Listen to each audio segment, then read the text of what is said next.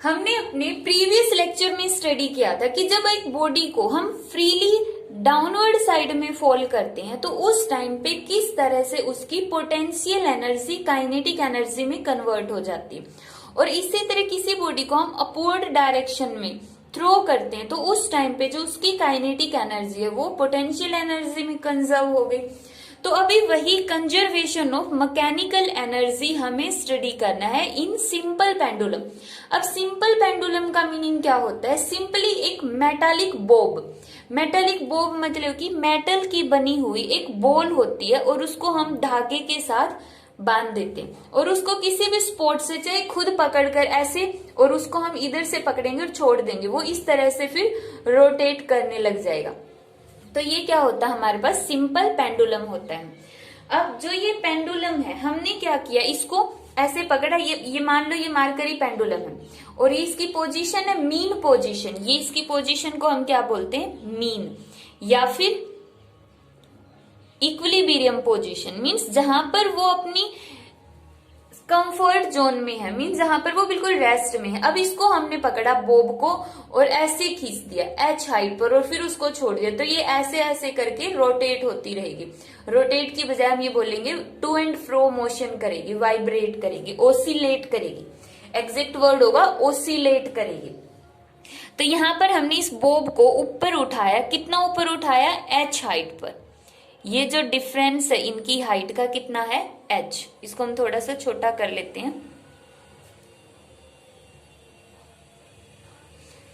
ये यहां से जो डिफरेंस होगा इनकी मीन पोजीशन का वो कितना होगा? h हाइट पर। अब देखो जब हम इस बॉडी को यहां से इसकी मीन पोजीशन से h हाइट पर ऊपर की तरफ लेकर आ रहे, ऊपर की तरफ हमने इस बॉडी को ले गए, मीन्स अगर हम इसको ऐसे समझे तो हमने इस बॉडी को ऐसे ले गए ऊपर की तरफ। तो यहाँ पर जैसे ही हमने इसकी ओरिजिन से ये अगर जैसे ये टिप है वो बोर्ड को टच करेगी, इसको हमने ऊपर उठा दिया, कितना ऊपर उठा दिया? ये देखो h हाइट तक।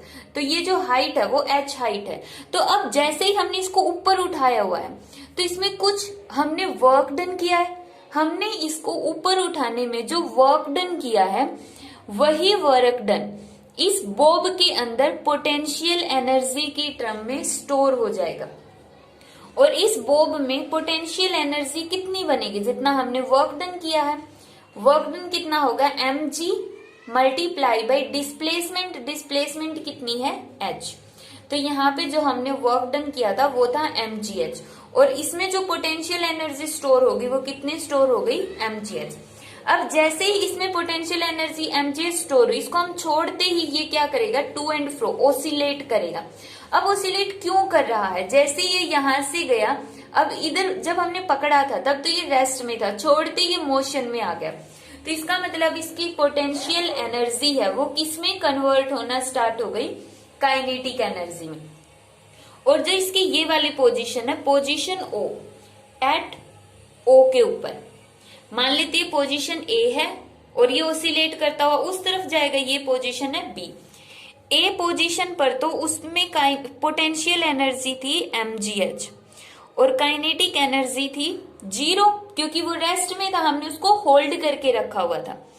बी पोजीशन के ऊपर जो उसकी काइनेटिक एनर्जी है वो मैक्सिमम हो गई है। कितनी हो गई है? Half mv²। और पोटेंशियल एनर्जी कितनी होगी? 0। क्यों? क्योंकि ये तो लेवल पर आ गया ना बिल्कुल, जो उसके इक्विलिब्रियम पोजीशन थी वहां पे h कितना हो गया? दोबारा से 0। h 0 है तो पोटेंशियल एनर्जी 0 हो गई। अब C पर दोबारा से अब बॉडी है वो वहां पे गई, यहां से हमने छोड़ा मीन पोजीशन और फिर उस साइड, फिर वहां से फिर वापिस आएगी तो वहां पे काइनेटिक एनर्जी फिर से 0। पोटेंशियल एनर्जी कितनी हाइट पर जाएगी? h height. जितना यहाँ पे गई थी उतनी ही हाइट पे यहाँ पे जाएगी। बट कब जाएगी सेम हाइट पर? अगर हम एयर के रेजिस्टेंस को इग्नोर कर दे, क्योंकि एक्चुअल में क्या होता है देखो, एयर होती है, एयर की वजह से ये सेम हाइट पे नहीं जाएगी, कम जाती है। बट हम आइडियल केस मान रहे हैं कि मान लो यहाँ पे एयर है ही नहीं तो एयर का रेजिस्टेंस उसको नेग्लेक्ट कर देंगे, है ही नहीं की बजाय बोलोगे नेग्लेक्ट कर देंगे एयर के रेजिस्टेंस को, तो वो सेम हाइट पर जाती है और उसकी पोटेंशियल एनर्जी कितनी होगी? mgh होगी। तो यहां पर भी क्या होगा? अब इसकी जो पोटेंशियल एनर्जी है वो कंप्लीटली किस में कन्वर्ट हो रही है, उसकी काइनेटिक एनर्जी में कन्वर्ट हो रही है। तो कंप्लीटली हमने आइडियल केस लिया तो दोनों के दोनों क्या होंगे, सेम होंगे। mgh is equal to half m v square, और यहाँ पे v की वैल्यू कितनी आ जाएगी 2gh, और स्केयर है ये तो v किसके इक्वल आ गया under root twice of gh। ये वो वेलोसिटी है जिसके साथ ये पेंडुलम ओसिलेट कर रहा है टू एंड फ्रो मोशन में। सिंपली हमने पहले बोब को ऊपर उठा, इस बोब को ऐसे ऊपर उठा दिया और फिर छोड़ दिया, तो ये इस तरह से ओसिलेट करने लग जाती है।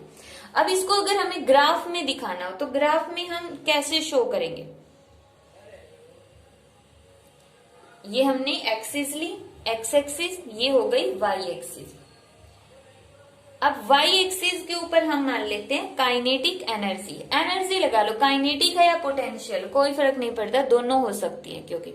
तो यहाँ पे मान ली इस एक्सिस पर एनर्जी है, और ये जो एक्स एक्सिस है, एक्स एक्सिस के ऊपर हमने मान लिया डिस्टेंस है कि एक बार मीन पोजीशन में होगा, यहाँ पर क्या उसकी मीन पोजीशन ओ, और यहाँ पर क्या होगी उसकी ये वाली पोजीशन होगी ए, और ये वाली पोजीशन होगी उसकी, यहाँ पे ले लेते हैं हम थोड़ा, ये पोजीशन होगी बी।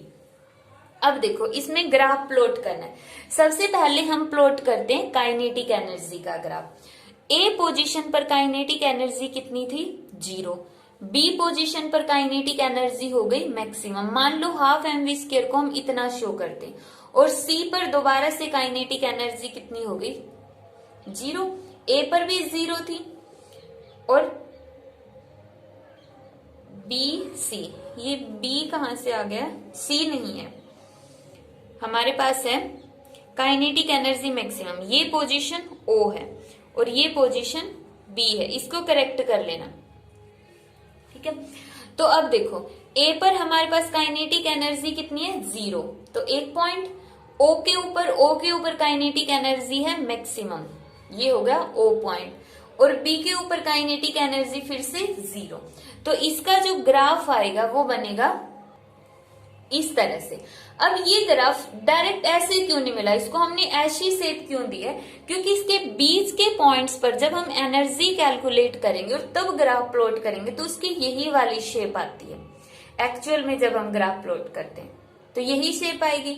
अब ये जो ग्राफ है ये तो किसका आ गया हमारे पास, काइनेटिक एनर्जी का ग्राफ आ गया। अब हम देखते हैं पोटेंशियल एनर्जी का ग्राफ।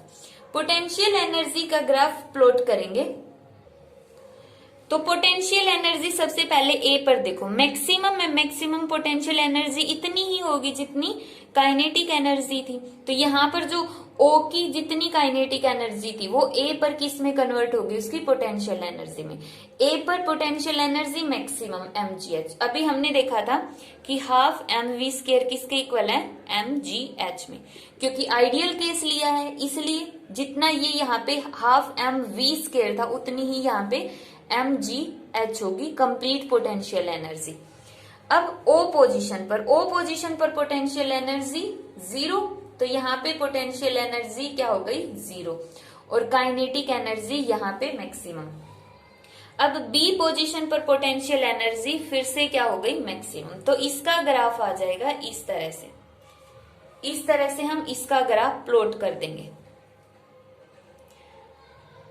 अब देखो ये इसका कंप्लीट ग्राफ था। सिंपली बस ये याद रखना है कि हमने एक आइडियल केस लिया, पहले बॉब को हमने एच हाइट ऊपर उठाया, एच हाइट ऊपर उठा के हमने उसका ऐसे पकड़ा हुआ है, तो एच हाइट ऊपर है तो उसकी पोजीशन की वजह से उसमें पोटेंशियल एनर्जी हो गई mgh, पकड़ के रखा तो काइनेटिक एनर्जी 0, जैसे ही छोड़ दिया मीन पोजीशन पर आया, तो अब जैसे ही मूव करके आगे जाएगा तो मतलब मीन पोजीशन पर तो उसकी वेलोसिटी क्या है ज्यादा है, मैक्सिमम वेलोसिटी है, तो जितनी पोटेंशियल एनर्जी यहाँ पर थी वो सारी कन्वर्ट होगी काइनेटिक एनर्जी में, और अब मैक्सिमम होगी काइनेटिक एनर्जी, फिर से ये अपोजिट डायरेक्शन में जाएगा और अपोजिट में जाते ही फिर से उस किस में कन्वर्ट होगी पोटेंशियल एनर्जी में। तो अब क्वेश्चन ये राइज होता है कि अगर हम एयर का रेजिस्टेंस इग्नोर कर दे कि कोई रेजिस्टेंस इसके बीच में है ही नहीं, तो ये पेंडुलम ऐसे ऑसिलेट कब तक करता रहेगा, तो इसका आंसर होगा इनफाइनाइट टाइम तक।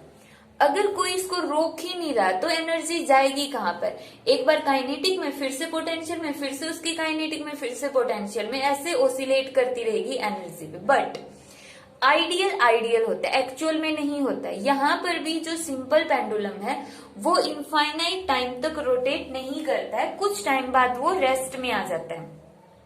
तो यहाँ पर किस वजह से रेस्ट में आता है, एयर की वजह से, क्योंकि एयर होती है और एयर का रेजिस्टेंस उसको बार बार क्या कर रहा है, रोक रहा है, धीरे धीरे वो ओसिलेट कम करना। जैसे पहले तो बहुत ज्यादा ओसिलेट कर रहा था इस तरह से, फिर कम कर देगा, फिर कम कर देगा, फिर बिल्कुल ही रेस्ट में आ गया। तो इस वजह से ये जो सिंपल पेंडुलम है वो इनफाइनाइट टाइम तक रोटेट नहीं करता है। और इस तरह से यहाँ पे जो मैकेनिकल एनर्जी है, मीन्स टोटल एनर्जी कांस्टेंट रहेगी, kinetic energy plus potential energy, total कितनी हो गई mgh। यहाँ पर भी जो पूरी की पूरी मैकेनिकल एनर्जी वो किस में कन्वर्ट होगी, पूरी पोटेंशियल एनर्जी काइनेटिक में कन्वर्ट होगी, तो ओवरऑल उतनी ही रहेगी, सेम पोटेंशियल एनर्जी। तो इस तरह से हम बोल सकते हैं कि सिंपल पेंडुलम में भी मैकेनिकल एनर्जी है वो कंजर्व रहती है।